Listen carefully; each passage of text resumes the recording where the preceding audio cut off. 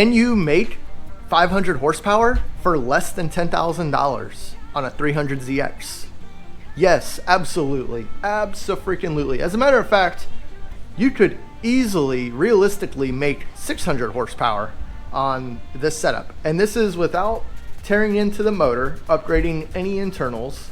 I believe that every platform has kind of a sweet spot for power.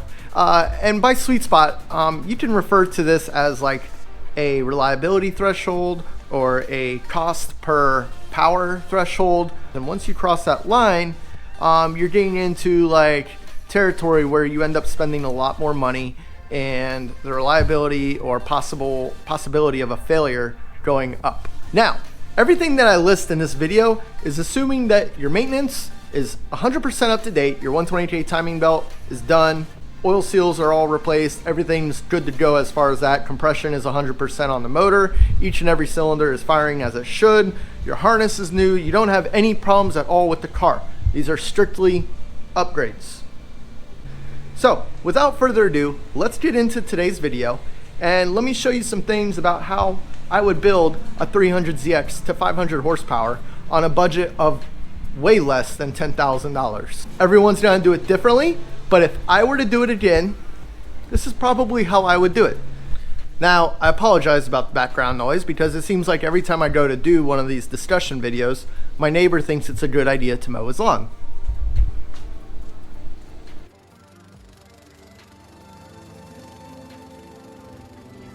So, in all honesty, I would love to have a car here that I could build to do this just to show you guys. I would love to go buy another 300ZX and build it just as I'm saying right here in this video. So if y'all want to help support the channel, do me a favor, share these videos. If you see something that you like, drop it down in the comments. The least you could do is give me a thumbs up on the video. I greatly appreciate it.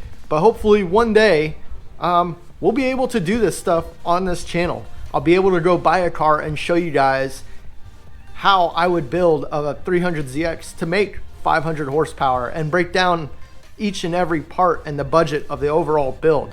I would guarantee you that you could probably more than likely build the car to do it for far less than what I'm saying in this video, if you look hard enough and you know where to look. All of these prices that I am listing here in this video also are going to be for the price of the parts at normal value, or literally what I looked up online today. But anyways, let's get into the nitty-gritty of today's video. Let's dive into this. So number one, first and foremost, and I've said this in a couple other videos as well, and you guys are probably gonna be like, wow, he's really dropping the ball here right out of the gate. Number one is going to be a computer, and not just a chipped ECU. Get rid of the factory Nissan computer. It's 30 years old. Niztune is just a pain in the butt to deal with sometimes. Go get yourself a Haltech. You can get a Platinum Pro plug and play. Right now they're $1,750 on Concept Z Performance, I believe it was that I saw them. They're still available as of right now. How much longer they will be available for though, who really knows? If for any reason the Platinum is no longer available, you can also go with an Elite 2500 series, which is several $100s more, and I believe it's right around $2,400 for the ECU with the patch harness to plug and play into your factory OEM 300ZX harness. So the reasoning for going with a Haltech or a standalone ECU right out of the gate is the amount of money you would save over the long run. You don't have to find a cell and MAF translator, which they no longer sell. You don't have to worry about buying a big expensive boost controller rather. You don't even need any extra gauges because technically if you plug in your laptop, you can see every single point of data that the engine has a sensor for on your laptop. So you don't necessarily need all the fancy gauges and you can save a lot of money that way. Also, it's way easier to deal and tune with a map or speed density over a MAF sensor, which is the factory OEM way of determining the amount of air the engine is getting. So you save a lot of money just right there. Also, I've said this in the past, I absolutely love Haltech. Their hardware, their software, everything's plug and play. The software is very easy to learn.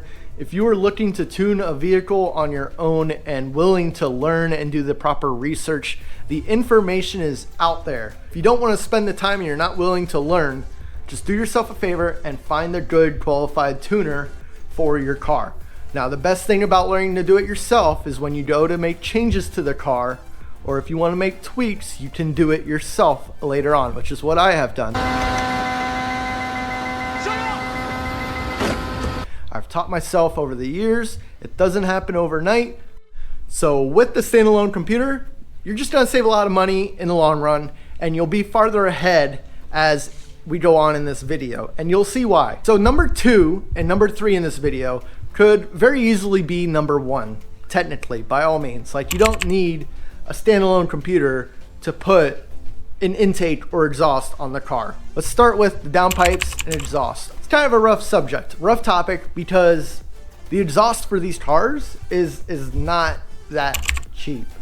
So you could, I don't really like the company. No experienced 300ZX guy really likes the company AMS. You suck! But unfortunately, they've got really good prices on their exhaust. And if you're gonna cheap out on anything, I hate to admit it, it's gonna be the exhaust. At least the test pipes and H-pipe or mid-pipe, whatever you wanna call it. So for downpipes, I'm going to throw in here the AMS 3-inch divorce downpipes. You can get those right now for about $425, and they go on sale often, especially for Black Friday. Then you can go ahead and get test pipes. The other option that I personally like, and if you would rather spend the extra money, is the new Concept Z Performance Bellmouth 3-inch downpipes. You can get yourself a set of 3-inch CZP test pipes for right around $500–600. Then from there, and again, this is just to keep the pricing down, if you can at all, find some used exhaust, especially like as far as mid pipes go. Mid pipes, some down pipes. Right now, the people are switching over to the Polar Engineering kit, which comes with down pipes. So people are more than willing probably to get rid of their old 3-inch down pipes and sell them for a fairly good price. For the axle back, we're gonna go with the Z1 3-inch PG exhaust.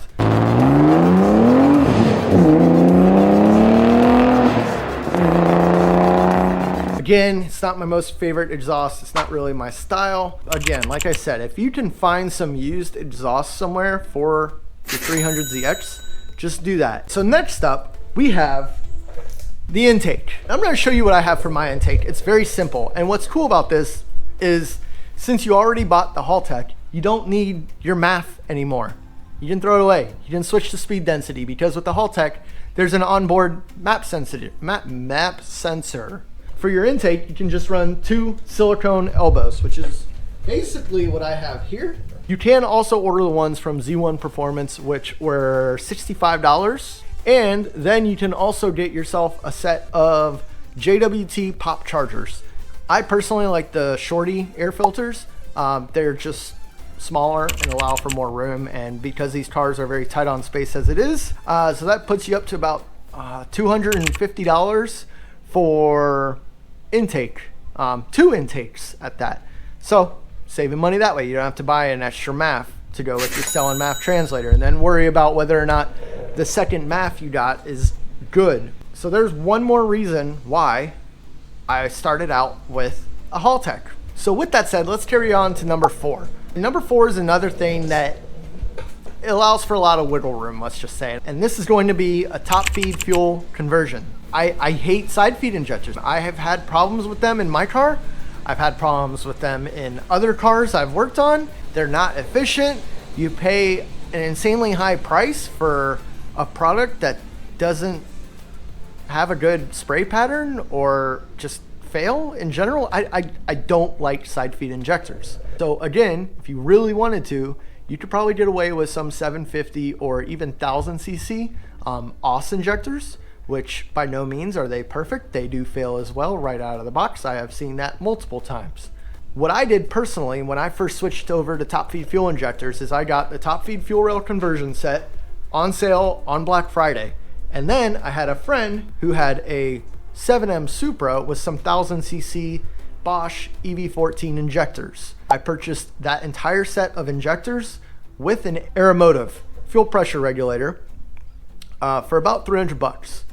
And so I had a full set of 1000cc injectors with a fuel pressure regulator for $300. You're paying about $750 for a set of 6 Nismo 750cc injectors.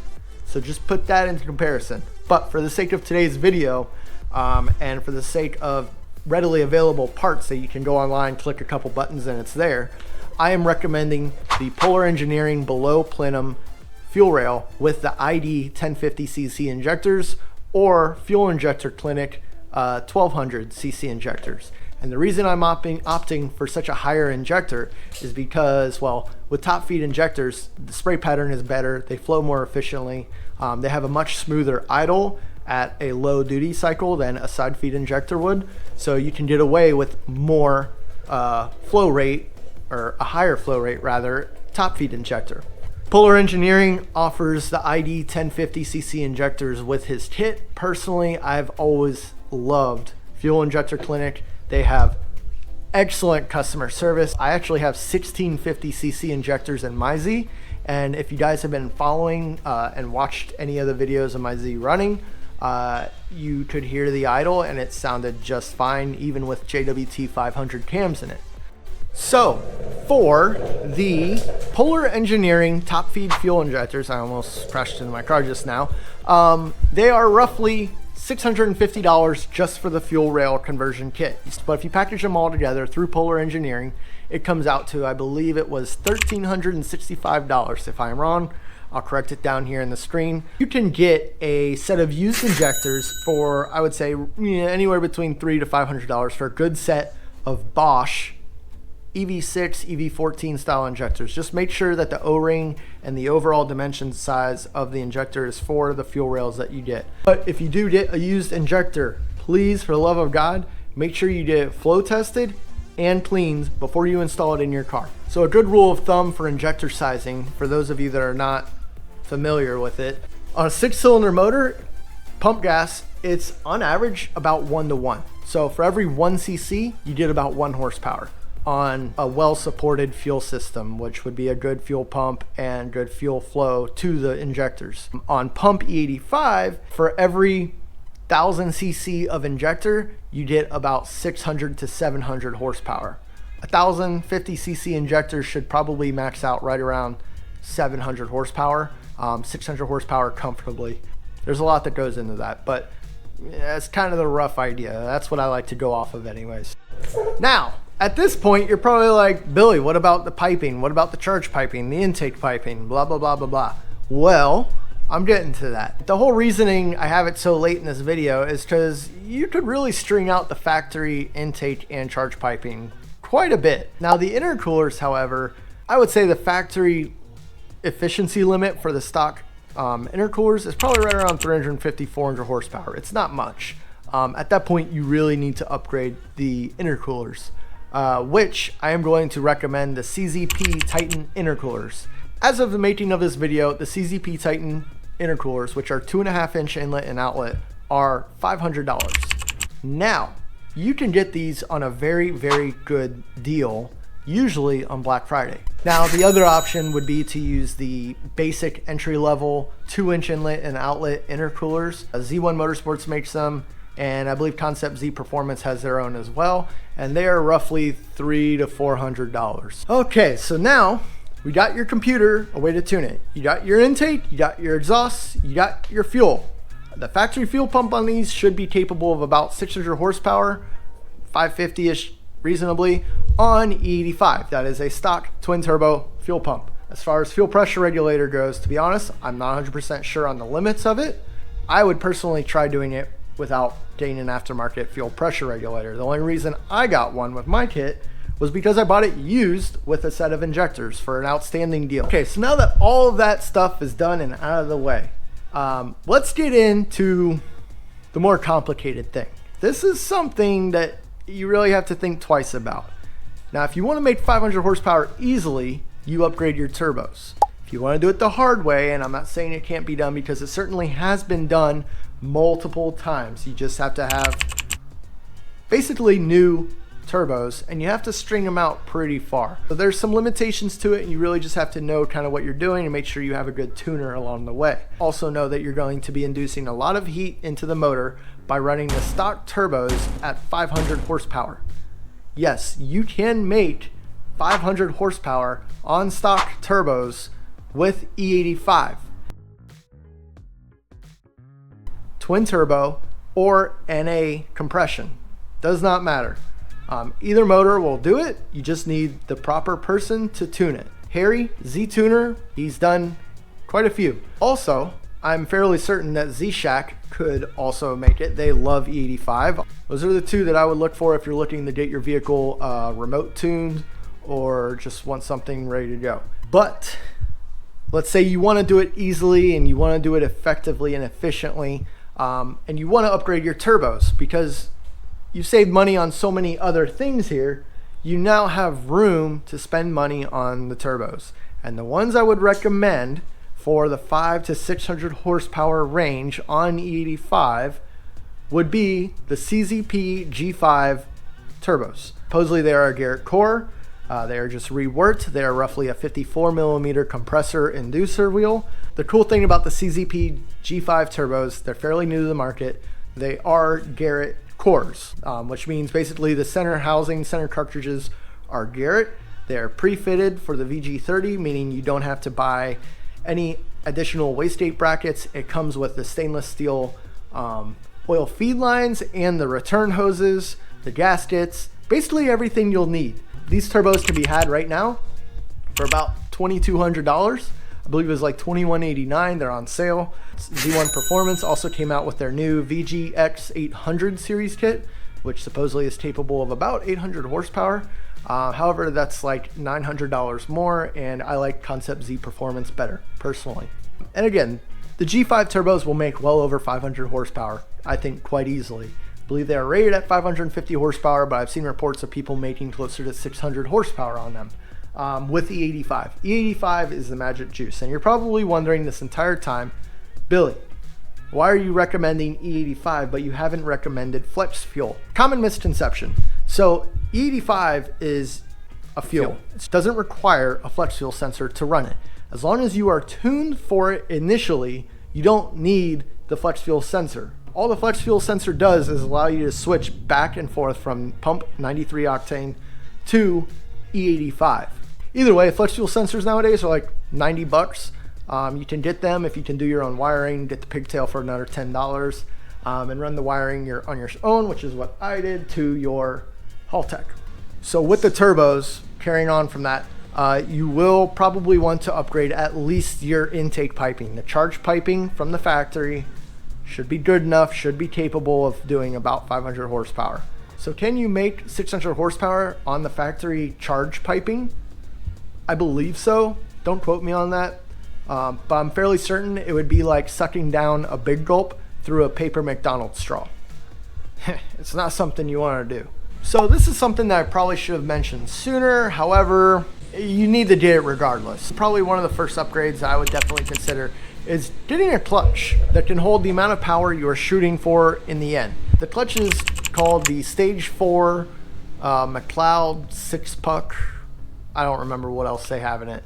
But anyways, they're about $350 to $400 right now. So it's a very reasonably priced single disc 6-puck sprung clutch.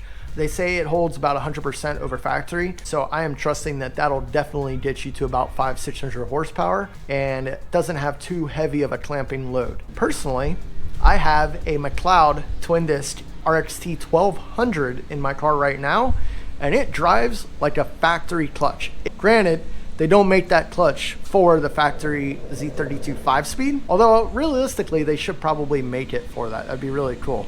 So McLeod Racing, if you're watching this. So with all that said, we are up to, I'm gonna get dizzy here, $9,100. We still have $900 left over for a 10K budget. From there, if you really want to make it easy on yourself, you could get the charge piping.